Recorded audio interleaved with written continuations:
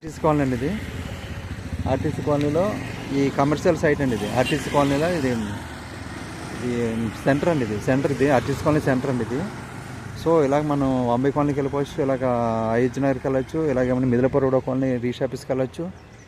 So ఇది commercial వస్తుంది. ఇది 60 ఫీట్ రోడ్ అండి. ఇది 60 అడుగుల రోడ్ అండి. ఇది 60 అడుగుల రోడ్ని ఆనుకొని ఇది వడాబిట్టి అనమాట. వడా సైటు 150 గజాలు వస్తుంది ఇంచుమించు.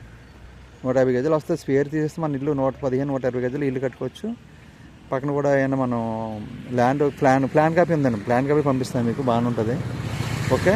ఇక్కడ గజం 65,000 ఉందండి యాక్చువల్గా.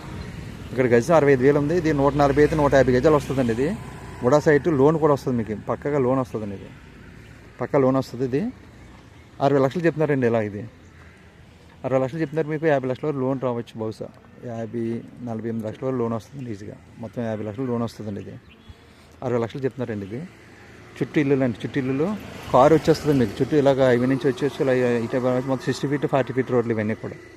40 ఫీట్ 60 ఫీట్ రోడ్లు అండి ఇవన్నీ కూడా. మీ చుట్టూ ఇల్లు అపార్ట్మెంట్లో ఫ్లాట్లు అయింది. వాటర్ ప్రాబ్లం లేదు. చుట్టూ వాటర్ ఉంది. మొత్తం వాటర్ ఉంటుంది.